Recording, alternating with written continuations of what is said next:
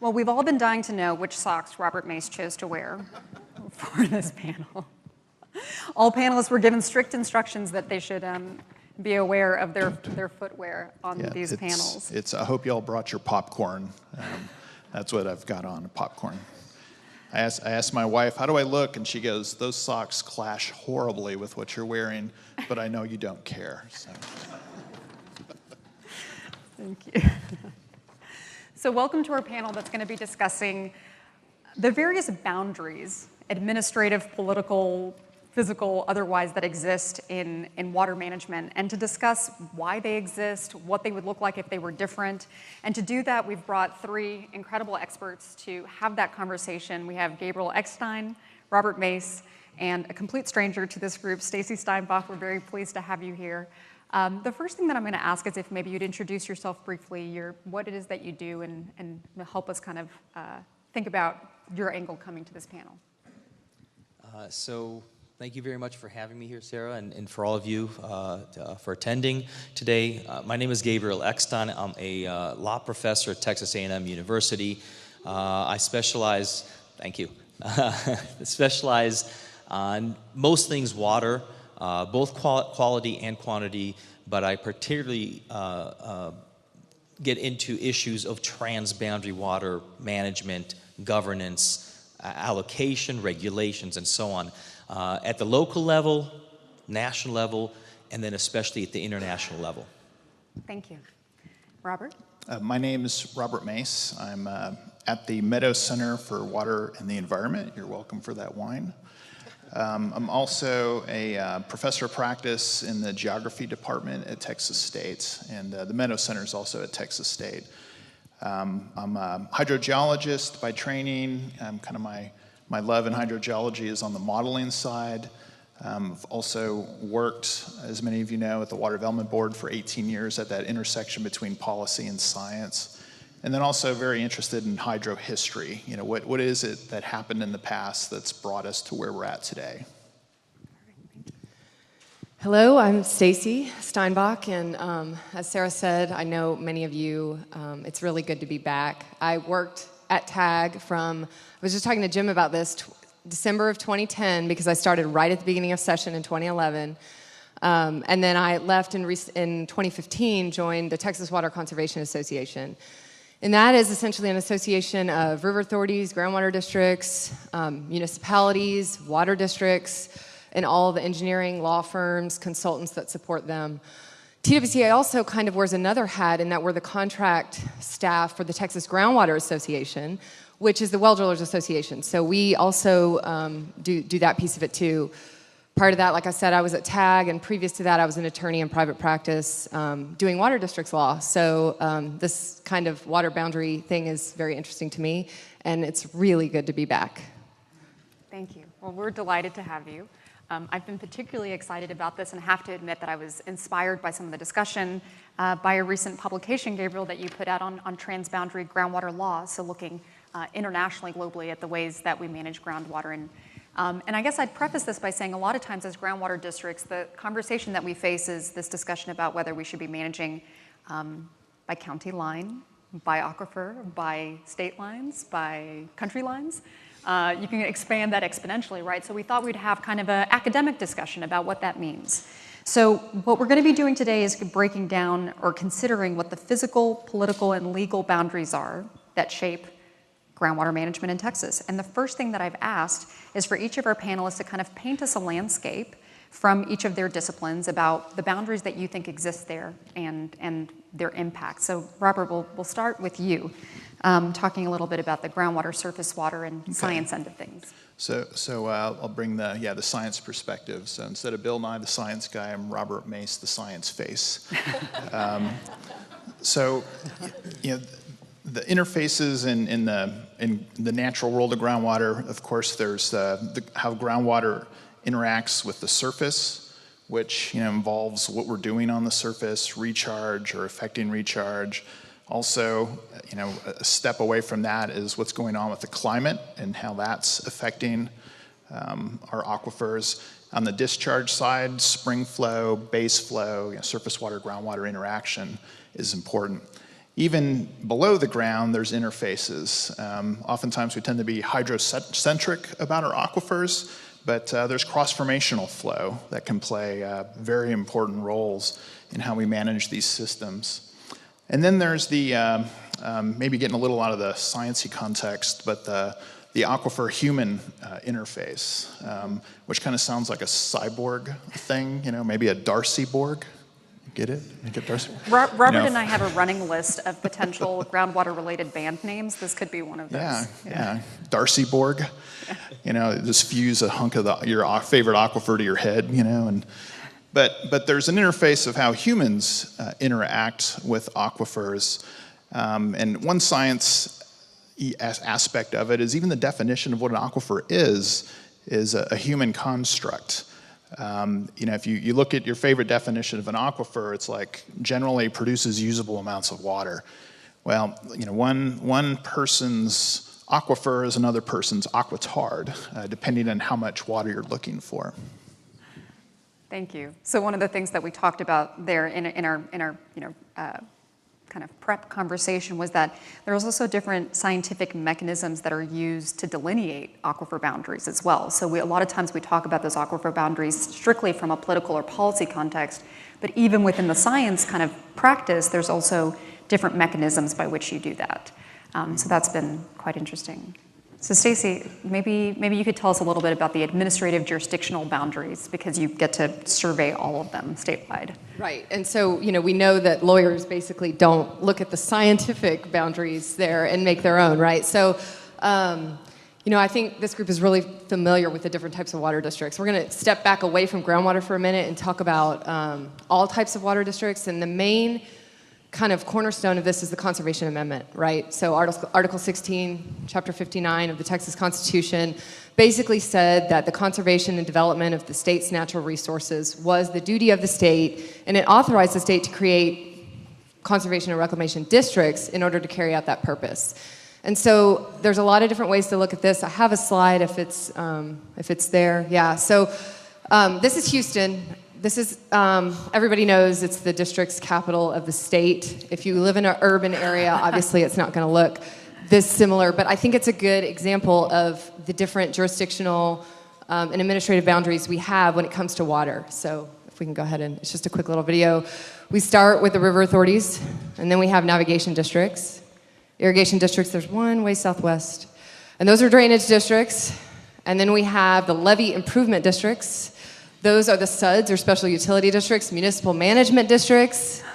We keep going. Those are freshwater supply districts. See if I can remember all these. Those are regional districts, which are just a catch-all, water control and improvement districts, MUDs, and other. So, phew, I made it. I can't believe I made it. Miscellaneous. Yes, other. And other, it's really important because Harris County Flood Control and Improvement District, that's other.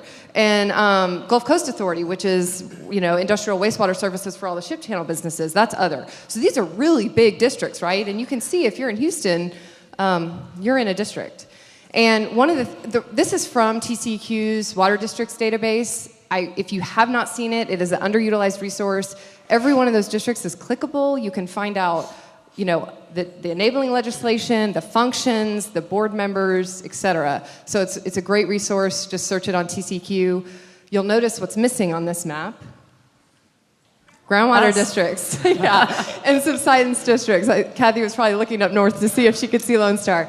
So they're not on there. And I think that speaks to how different groundwater districts are from the rest of our districts. These districts are managing floods or drainage or providing retail water and wastewater or providing wholesale water, doing appropriated water rights. But groundwater districts are the only districts, conservation and reclamation districts, that truly are regulating a private property right. Now, some of these districts have condemnation powers, and sure, they have police powers in many cases, but it's a very different situation when you're regulating somebody's private ownership. And so I think that's kind of a way to start off the discussion of the different boundaries. Mostly in this case, it's geographic and subject matter. We are very, very specialized when it comes to water management in this state. Not only locally, but subject matter too. Thank you. And part of a lot of the conversation we had as well is that Texas is not just in groundwater districts or in water, but really focused on decentralized local management our counties, all of those government entities. So that's a helpful framework. Gabriel, we're going to do kind of expand out. So we've talked about science, the foundation, then we've talked about Texas. So tell us a little bit about the differences in the landscape between Texas legally, how we treat groundwater, and then expanding beyond that. Yeah, so once you bring in the lawyers, you tend to really complicate situations. But in fairness, you have a background in hydrogeology too. Sure, I do have a geology background, and yet I'm talking about lawyers in general, because whether you're talking about the courts or the lawyers advising parties or the lawyers advising the legislature, we have created legal boundaries, call them barriers or boundaries or whatever you would like, that can make management and governance allocation, challenging. Now, we do this for various reasons we'll talk about later, but just the very fact that we separate surface water from groundwater as a legal matter, I think is an important boundary to take into consideration. Because when you're trying to manage a water resource that is hydrologically connected to another water body, groundwater, an aquifer connected to a river, for example, how can you manage them separately? Well, from a legal point of view, if you do not provide a cause of action or a basis for coordinating those, a legal basis for coordinating those water features, that becomes a boundary or a barrier. And that's in fact what we've done. And we've done this not just in Texas, we've done this pretty much throughout the world. In addition, we have also, because of decentralization, which I'm not saying is a bad thing, but because of things like decentralization, we do have different laws in different jurisdictions over the same water resource. And we can talk about it here in Texas in terms of different GCDs having different rules about everything from well spacing to DFCs to other criteria for extraction, historic use, and so on, over the same aquifer. And at the same time, we can talk about different laws and regulations between states. So many of you probably have heard about the brewing dispute between Texas and New Mexico, where they're pumping out groundwater from Texas and trucking it or piping it over into New Mexico for fracking. Why can't they just take it out of New Mexico? It's the same aquifer. Well, it's different laws. And so these different legal systems and legal structures are creating these barriers for management that can make things a little bit more complicated. And I'll go one more level, and that's international. This is the area where I do a lot of my work. U.S.-Mexico is the obvious example for us. Mexico is a very centralized legal system in terms of its management of water. They do have local institutions and regulations, but it's all top-down, pretty much, from CONAGUA, which is the Central Water Authority, down to the local councils and districts. In Texas, it's a very different system. Everything from the rule of capture to the way that GCDs operate, and so on. And yet, we have, I believe it's 16 identified aquifers that cross the border between Texas and Mexico. We have no treaties, we have no handshake agreements, except in the El Paso, Hueco Bolson area. Otherwise, we really don't, we're not cooperating, coordinating the management. And this is something that, it is a barrier that I think we need to take under consideration from a legal point of view. Thank you. Okay, so we've laid out, what boundaries, whether those are political, scientific, legal, administrative, all these different things, all the different ones that exist in this landscape. So now we're going to get into the meat of it, right? Which is the big picture question, which is, why do we create these administrative boundaries? What do they allow us to do? Why do those exist? And Robert, what are I'm gonna throw it out there for y'all to think on. High school football. And I've heard that from some of the districts, where it's like, well, how come it's two different county districts? Well, we hate those people over there. Sometimes it is rural folks not wanting to be glommed onto an urban area where they're afraid they're going to get outvoted. And I also think that the way groundwater management started in Texas was not aquifer-based. And so when the legislature passed the Groundwater Conservation District Bill in 1949, it was restricted to where pumping was occurring in the aquifers. And those initial districts were in the Ogallala, and so it was the irrigation district around Lubbock initially. And High Plains has since grown much more since then. But even the way we started in the state with regulating, it's been a culture, if you will, of not looking at aquifer boundaries. On the plus side, I think there's a recognition of that by the legislature with the creation of groundwater management areas, which are based on aquifer boundaries. Depending if you're a splitter or a lumper, you could certainly argue with what those look like today, but districts are required to get together and come up with desired future conditions, which is a management goal across the aquifer. And so, there may be different DFCs or desired future conditions within a groundwater management area, but the Water Development Board's job as kind of the technical gatekeepers to make sure they work together. On the other hand, from one groundwater management area to another groundwater management area, you can have incompatible desired future conditions at those boundaries. Sure. So I'm just thinking very functionally, right? Like any administrative or jurisdictional boundary, whether it's the various that you laid out, Stacey, what are the reasons why we would have those boundaries rather than managing all systems in the world by their natural boundaries, right? Yeah, so I think there's two layers we're looking at here, and the first is the subject matter layer, right? And so, most of the people in this room are experts in groundwater and GAMS and modeling, but dam safety is a totally different thing. And so you'd have to have much bigger entities to do all of those things. You've also got a situation where the water districts, the water providers, they're the users of the groundwater. And is it a good system necessarily to have the users be the same entity as the regulator or the managers? And so you've got that question too.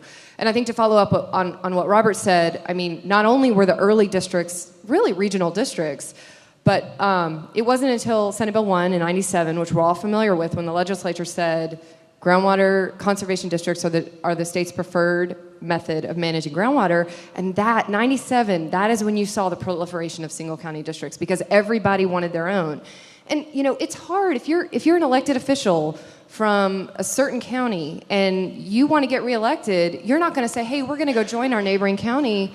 And that's better for groundwater because everybody wants their own piece, and that's understandable. We want to make sure that our water is governed by our people. No, I always say nobody wants their zoning to be done in Austin, right? You want that to be done. You want to go down to your local county office. Well, with groundwater being a private property right, you want to be able to go talk to somebody and shake their hand. And so I think it's these human elements, both expertise and the emotional attachment that we have to groundwater and our ownership that keeps it local.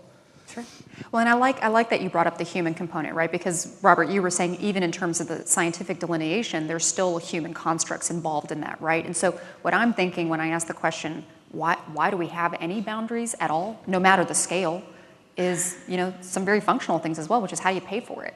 And how do you set up the administrative boundaries, and how do you set up, I think it would be really interesting if we suddenly had, international management entities. How would you go about doing that? So, I mean, what are your thoughts on that, Gabriel? Well, I'm not sure what you mean by international management entities for I'm saying hypothetically, if we were to have a make-believe scenario where you were going to manage an aquifer by its natural delineations, would that require then that you create administrative boundaries that span across two nations as well? And those exist. We can look at it from a groundwater perspective, and there are a number of transboundary aquifers internationally that are managed in a collaborative way. The Genovese Aquifer has a board that is composed of both French and Swiss managers, and they get together and they have a whole system for artificial recharge, and they know exactly where their discharge is coming out, natural discharge and artificial discharge, and they manage that collaboratively. Now, there's not many examples around the world. That's one of the ones that everybody points to.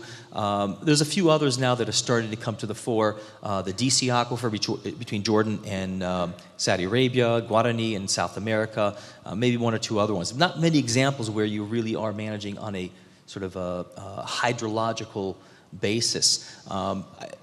If you're looking for maybe other examples where you're looking to manage on a sort of holistically on the natural boundaries of that resource, fish stocks. That's another one that's been, at least in the open oceans, they're managed on the stock, not just within a particular jurisdiction. And there are treaties where countries have come together and collaborated on that. And the other one, and I'm very hesitant to point this out because I'm not advocating an oil and gas approach, but unitization.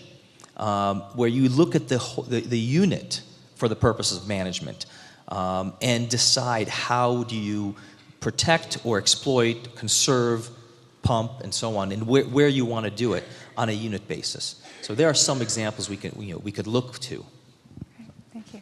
Is there anything that either of y'all want to chime in on? I feel like I think I'd be interested to know, and I'm throwing you guys a little bit of a curveball here, but I'd be interested to know your thoughts on the benefits of local management structures. And it's something that we've talked about before, Gabriel, as well, especially from a hydrogeological perspective and about local conditions, right? That's a lot of what we talk about within the GCD world. I think that if we expand out and we talk about all these potential larger administrative, what's the reality of what is practical and feasible and even just makes sense on a local basis? And I don't know if y'all have any thoughts on maybe the benefits or things that are positive about local management. Well, I mean, if you have, and this kind of goes to what Stacy was saying, is you can go look someone in the eye, shake their hands, and if you don't like them, vote them out of office and get your own, someone you much rather prefer to have in there. But it reminds me of a House Natural Resource Committee hearing 8 years ago where somebody was complaining about a local groundwater district looking out for the local constituents. And one of the representatives says, "Why does that surprise you? Because this is local representation. You know, these folks are deciding how to manage the resource." And so therein, I think, lies the advantage from a local, is that, you know, your district is hopefully representing the local needs and desires, over other needs and desires that may be more regional or statewide in perspective. Sure. Yeah, and I think along those lines, I know all of you well, and I know that this group can manage groundwater and do it really well, and do it as well as any system, really. I truly believe that. I think that the big issue that we deal with in this state is financial parity. And if money was not an issue, local management and working across aquifer boundaries and working across geographic boundaries would not be such a problem. But a lot of our districts are small, and they're just trying to keep doing what they're doing, let alone look outside and see a broader worldview. And that's not because they're not the best groundwater managers in the state. It's because their funding is limited. And we've got tax-based districts, we've got fee-based districts, we've got single county districts, and large regional districts. And so I think that the funding discussion would solve a lot of problems, but we also know that, in this economy and in this political climate, it's hard. That's a hard thing to do. Robert mentioned the GMAs, and they've done a really good job of creating more dialogue between the different districts. And ideally, you have local control because it is a private property right. We know that now. And so you have to be able to work with the local owners. And then you work through the GMAs with trying to figure out ways to work more aquifer wide. I think Gabriel mentioned the oil and gas example. Obviously, that's more of a state look at things. One of the things that system does is it allows for the role of a non-participating landowner in ways. So right now in groundwater management, if you're a big landowner but you don't want to use your water, it can be hard to find a seat at the table. You can get involved in DFCs, but you can't get a permit for non-use, right? And so I think that as we go forward, letting those people having a more holistic view of what is happening with the aquifer in the local area, that can be an important key. That one thing that maybe we could learn from oil and gas, I'm not suggesting that there's a lot there, but there are certain things that we could do. Thank you. So you asked about benefits. I'm a big proponent of local involvement, control, management, where appropriate. I think the local community tends to have a better sense of what's going on in that particular location because they're living it, they know how much they're pumping and they're using, where it's going, and so on. But there's that caveat, where appropriate. And I think what we tend to do is we for various historical reasons, we've created these districts and these jurisdictions and these boundaries and these laws before we realized or really understood the problems. And so then once we have the problem, we try to fit them into one of these jurisdictions or these boundaries, and they don't always work. And so from my sense, I think you need to look at the problem that you're trying to address and try to figure out at what level of management, at what level of governance would it be best to be addressed. So maybe something like, we have state level obligation to create DFCs, but we let the local communities decide what those DFCs are. Financing, do we need to do financing at the local level? To me, it sounds like it's much more a regional or state level where you can, you have greater weight and authority and organization. Pollution, groundwater pollution.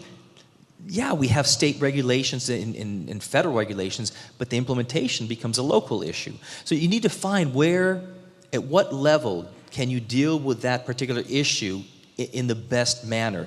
And I don't think we've done a very good job at it. I think we've kind of, we have the jurisdictions and we try to cram that problem into that jurisdiction and tell them to figure it out. So let's explore that a little bit more and talk about the factors that go into determining the level of regulation, which is really what you're talking about, that are appropriate. What are the different factors that go into that? You talked about identifying the problem as being one factor. We've talked about the financing and the political feasibility there as well. Are there any other factors that go into determining the level of regulation of any sort of natural resource, not just groundwater, that we should identify? I mean, I think capacity is an obvious one. And you have different levels of capacity in different parts of the state, at the local, at the regional level. And I think that has to be a function. If you have a local community that does not have the capacity, maybe you do need to go one step up into a regional level to see if there's any way to facilitate, assist that local community to deal with the issue. Now, the issue itself may not just be a local issue. When you have depletion, it doesn't focus just in one location. It tends to, go around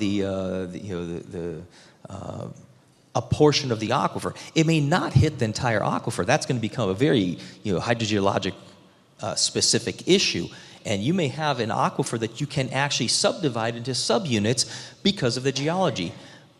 But if depletion it tends not to follow those county borders. And so something like a depletion and monitoring for those depletions, that may be something that needs to go up, at a level that maybe above a county, maybe multiple counties, maybe a region, maybe a GMA. I don't know. It just really depends on the specific location. And you brought up the GMAs in terms of management. Some GMAs, because of the hydrology, I think they absolutely can be managed as one unit. Others, I think you can maybe even subdivide them just because of the way the formation works within that particular aquifer. And maybe on a science perspective, the larger districts or districts that have a more solid funding mechanism do better science. They can support their own science. even in some cases having their own groundwater modelers or data collectors. But there's also a lot of districts that don't have those resources to go out and manage. The Water Development Board tries to fill those gaps, while at the same time, trying to encourage districts to take on monitoring to increase the amount of data. And then in some of the groundwater management areas, the districts have joined budgetary forces to make improvements to groundwater models. Yes. Or to do studies to advance the science, particularly if it's not happening fast enough at the state level. Absolutely. There have been a number of huge collaborative investments by various GMAs to improve models. Yeah, I think GMA 8 is a good example of that. There's lots of GMAs that work together collaboratively. And I think, how long have we had the GMAs? Robbie, how long have we had GMAs? 15. Yeah, so... 8? No, it was like 05, it's been about 06. Technically, they started in 49. Yes, well, when they started using them. So, we're only about 10 years into the GMAs, and I think we're seeing more and more coordination, and I think we'll continue to see that. The DFCs are created regionally. Obviously, they go back down to be monitored and enforced at the local level. But as we see these collaborations of districts within a GMA and providing good examples of getting better science, making the science be aquifer-based and not just for the county, I think we're seeing that. So I think, groundwater districts have been around a long time, but a lot of them are really young. 1997, so a lot of them are 20 years old or less. And so we have a lot of questions to figure out. I know Gabriel and I were talking about some of the legal questions. We're 20 years out from really knowing the full implications of DAY, I think.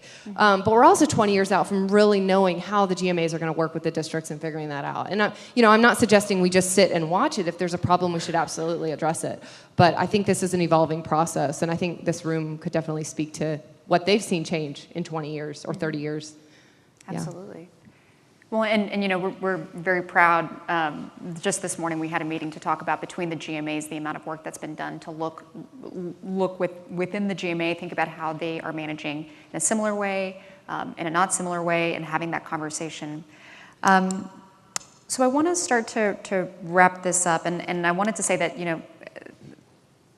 this topic might make a few people uncomfortable in the room, potentially, but it's not intended for that. It's really intended to be a theoretical exercise to zoom out and to identify the variety of boundaries that are there, because we're not just talking county lines or GCD lines. We're not just talking regional groupings. We're not just talking state lines, or there's all these different layers that exist there. So whenever we are having this discussion about the appropriate level at which groundwater should be managed, I think it's important to remember the full context, zooming out, and then also to think about the benefits of why it is that you can manage locally as well, the local representation. My big thing is I love that local communities have a voice at the table. I think that that's really, really important and unique in a lot of ways in the world. So the final question that I had for the panel to reflect on, and it's getting into that uncomfortable zone, is given the existing systems, and given what we know about the number of layers that exist at the scientific level, at the administrative jurisdictional level, at the legal level, and all of the things that it takes to define those things, the financing, the political buy-in, all of it, what would it take to have a different system? Is there something that we should be considering? What would it take if you were to try to deconstruct all those layers? And I'm supposing this not as this is what we should do, but just what's the reality of what that would mean? Well, I'll go ahead and start and give these these folks time to think. Aquifers are like cats. I knew we were going to go there, Robert. I came up with that sitting up here. Aquifers are like cats. They're going to do what they're going to do, no matter what you want them to do. And so, so as a scientist, they're going to do what they're going to do. Folks will talk about, the Ogallala needs to be managed sustainably, which personally I think is politically untenable, and I'd be absolutely shocked if I saw that happen during my lifetime.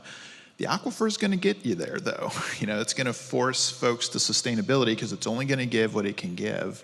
And at some point, it's just going to be something equivalent to the recharge that's coming in. Looking at the the history of kind of what's brought us to this point. I'm not an attorney, but when I look at what the Supreme Court does or what the legislature does, I see a juggling act. And it's a juggling act where decisions made 100 years ago, 50 years ago, 30 years ago, 5 years ago, last legislative session, are all in the air. Here comes this new problem, and the legislature or the Supreme Court is trying to figure out where, how can they keep all the other balls in the air and add this new ball to the Circus Act. And I'm also one that, and I'm not an attorney, but I would also be shocked to see the state walk away from rule of capture. I think particularly after Day, I think even before Day, probably would be shocked. I think now I'd be, fall over dead shocked. Because it's a doubling down on rule of capture, all the regulatory taking issues that would come in if the legislature suddenly said, hey, let's go reasonable use doctrine or something else. But having said that, with the Juggling Act, I would argue the Supreme Court and the legislature, they're good jugglers. And, issues come up about, we've got these districts over the same aquifer. They're not coordinating. Well, here come groundwater management areas. Here comes desired future conditions. I know there's been discussions in past recent sessions about rules being different. Well, now, sometimes there's some discussion on, well, should there be minimum standard rules across groundwater management areas? I'm not advocating one way or the other, but those discussions are occurring as the legislature is juggling those balls. Thank you. Yeah, and these are really hard problems because to Robert's point about similar rules, same aquifer, and maybe we should have, and not that he said this, but to the idea that maybe a higher level should make statewide rules for well drilling or something. I mean, I was just at the TDLR meeting where we're talking about commingling of aquifers and what should the rules be? Should they be more stringent? Should they be relaxed? And you have the state level saying, well, gosh, it's so specific to each area and each district because we don't know what the uses are and what the groundwater aquifer conditions are. And then you have, the well driller saying, gosh, but we really can't stand having to go to 99 different districts and find out what their rules are. And so both points are right. And so, I think it goes back to Gabriel's question, which is, what is our goal? And I think our goal is to balance, right? Private property rights and using the aquifer. And I don't think there is a magical solution that we could toss up in the air and that would fix that balance. I think, working with what we have, we know every session kind of what's on the radar. I mean, Robert said, we're juggling those balls in the air and trying to make sure they all stay up while we tweak this one thing, which we've seen happen. We change one piece of legislation and then we realize we mess up other ones. I know Steve Kosub and I have done that in the past and worked on that. So I think, being thoughtful and slow, and there's not going to be one fix, cure-all, and doing this, working in this room and having these kinds of summits is very helpful. So that was my Pollyanna answer. I'm going to let Gabriel give the law professor answer. Well, I'm not going to talk about the law because I don't think, as was said, I don't think we're going to change the law. The rule of capture, as you said, was we doubled down on it. It's not going away. The way we have the groundwater conservation districts and the emphasis we put on it in terms of this is the way we do things, I don't think we're going away from that. So what I can foresee, well, first of all, let me say this, and this is a very pessimistic view. We're a reactionary species. We react to big events, to disasters, and until something hits us in the face, we tend to kind of putz around and well, we might do this, we might do that, we kind of do our own thing. I absolutely love the 5-year planning system that we have here, where we do try to project into the future. I don't think we do enough of it. And I don't think we cooperate enough in terms of setting our priorities, our long-term priorities, to say how much water do we project we're going to need? Where will it come from? How are we going to get it? What are the different options of getting it? How do we get to that point of distribution, of allocation, and so on, so that if we can really set these state-level priorities that respond to and coincide with the regional and the local priorities, at that point, I think we are going to start seeing, okay, you know what, our system, here's the barriers, here are the boundaries, now we need to figure out how to work around them so we can reach that collective priority that we decided is important. As much planning as we do, and I do think Texas is one of the better planners on water management in the country, I don't think we do enough of it, and I don't think we agree enough, which I know is hard. Thank you. I tend to agree with you. I think zooming out and thinking about different examples of groundwater management, even in different countries, I'm very proud of the system that we have in place in Texas. So with that, I'm going to open it up for questions. If you have questions and you are interested either in coming up to the 2 microphones we have in the aisle or submitting something via Twitter, you're welcome to do so. And I guess as a closing statement, here's what I've taken from this discussion. Everybody can relax now. This is as far as we're going. And I appreciate y'all being brave enough to have this discussion. I know it's a good one though. Here's what I've taken from it. The boundaries that we place in groundwater management are all human constructs, whether they are the administrative and jurisdictional ones, whether they're the legal ones, or even on the scientific delineations. And that's something for us to keep in mind as we move forward. So as we're having discussions about the appropriate level, understand that all of them are human constructs that we've designed. And so whether it's going to happen at a local level or at a regional level, there's not a right or wrong answer. It's just a decision that we make from a policy decision, right? So a lot of times we have this discussion about what's the objective decision. Well, they're all a part of the way that we manage natural resources. So, any questions? Yes, sir.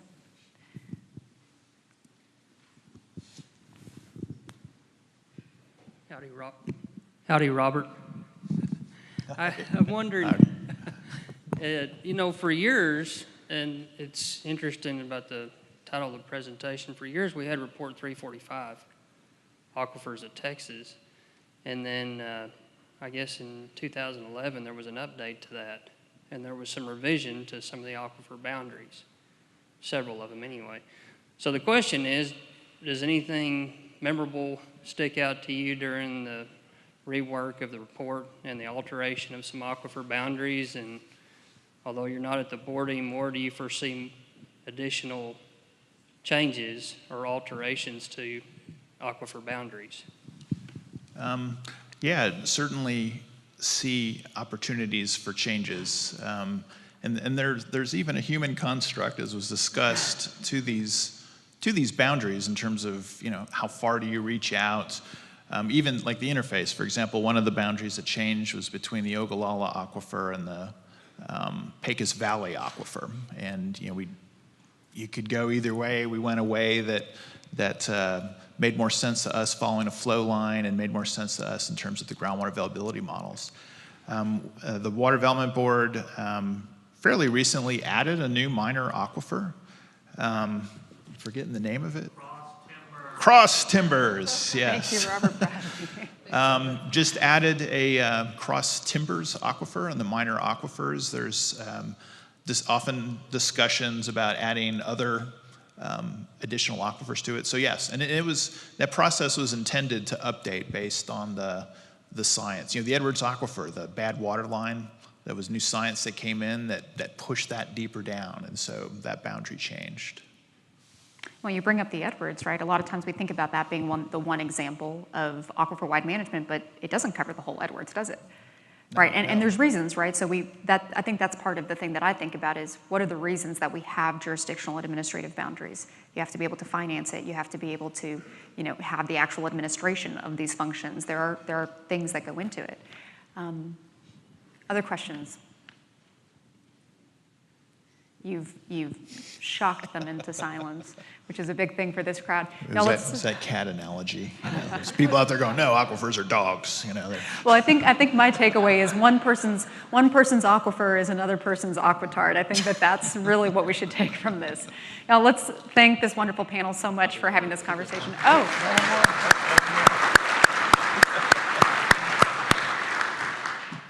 Good afternoon. I'm State Senator Jose Rodriguez from El Paso, and I had the privilege of serving for the first time in the Agriculture, Water, and Rural Affairs Committee this last session. In fact, I'm the vice chair.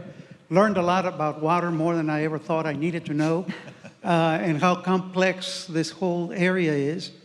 I guess I have several reactions. One is, your last question, I think, is a very important question, but none of the panelists seem to want to take it on in terms of what do they see, that could be an alternative that would address a lot of these management conflicting jurisdictions and so forth in the future. I gathered from the responses that we're just going to continue with the same system. And I wanted to specifically zero in, for example, on the financing question. And it comes to mind because last month I got a letter from the Presidio County Underground Water District, rural district, one of those that has very little financing. And the letter actually asked me to look into providing support in their request from the County Commissioner's Court, the Presidio County Commissioner's Court, to obtain more funding because, as they pointed out in the letter, we don't have monitoring equipment. We don't have, the instrumentation that we need in order to gauge how the water use is taking place. So how are we supposed to act consistently with the state policy, for conservation, for reasonable allocation, reuse, and so forth, which I thought was a very interesting question. And so I don't know if this is way off base because it just popped into my head as I was sitting there hearing about the financing problems. And I know the professor said, well, maybe one of the things we ought to do is look at more regional and state type of financing. And I thought about my role on the Metropolitan Planning Organization, the MPO for Transportation Funding, which under that system, you're required at the local level through the MPO to develop your 10-year, your 20-year transportation plans, the amount of money that's available through different sources, including from the state, from TxDOT. But those plans have got to be consistent with the state plan as well for transportation. Sure. It can't be that we just decide willy-nilly, this is what we're going to do in El Paso, and it's totally outside of the state transportation. So why could we not, I guess my question is, why could we not look at this in that way, given that, as was pointed out, unless you're a rich urban water district with money and ability to tap into money, but most rural folks, and I represent 4 Trans-Pecos counties, Presidio, Hudspeth, Culberson, and Jeff Davis, don't have that kind of money.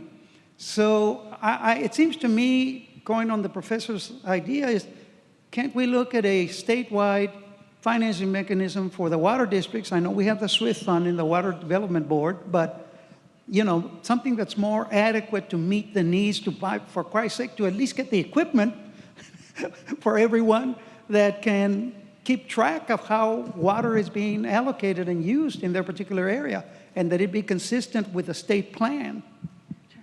Thank you, Senator, and thank you so much for being here. We're so delighted to have appreciate you the invitation. Participating on a panel on Thursday morning as well. I think you bring up really good points, and maybe, if I may, what I take for your first question is maybe not that the administrative boundaries are necessarily a conflict that we're going to continue to work with, right, but rather that there's a lot of opportunity for increased collaboration. And we're already seeing that within the GMAs, that they have to be consistent on a regional basis and then consistent with the state water plan as well. So I think the answer that I take from it is that there are a lot of opportunities to recognize those boundaries that are there and then to find opportunities to improve the collaboration and the mechanism. And on the state funding component, I would love to follow up and talk to you more about that. All right. I'll be happy to talk to you. Thank you. Yes, sir. Well, and I think, one of the things that I've heard a lot from groundwater district general managers is that the GMA process isn't funded. The regional water planning process does receive funding through grants at Water Development Board, but the GMA process does not. And that is one way that might help kind of empower those GMAs to do science more collaboratively. But you bring up a really good point that I had even forgotten, which is, some districts are tax-based, which those districts generally have solid revenue. They're not, they might not have a lot of revenue, but it's solid and sustaining. Consistent. Some districts are fee-based, but then some districts, they rely on the local county commissioners to give them a portion of their budget. And so, the way that we had there was an enabling, or a district that was created probably 2 sessions ago. We all know that tax-based districts are going to be hard to pass. I think it died by 92% of the vote. It was a new tax-based district to be created. But yet you had in Houston last week, right, 82% favored the bond. And it goes to what Gabriel said of us being reactionary. So I bet, if you get a water marketer moved to town, I bet you can get a district real quick with some good funding, right? So I'm not suggesting that, but it's this reactionary stuff that we do, and hopefully we can be more proactive and not just reacting. Yeah. Thank you so much, Senator. Thank you. I appreciate it. And thank you for your leadership on that committee. All right, folks. Let's give this panel a big round of applause. Thank you so much. You can just leave them.